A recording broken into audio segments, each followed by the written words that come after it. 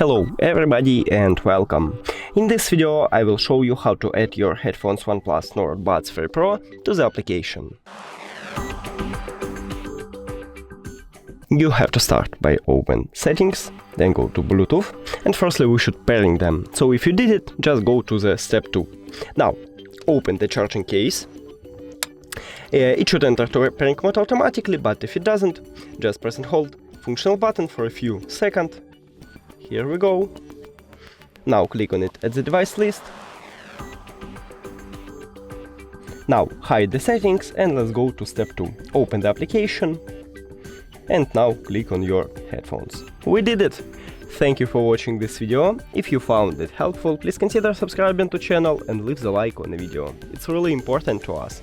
See you later!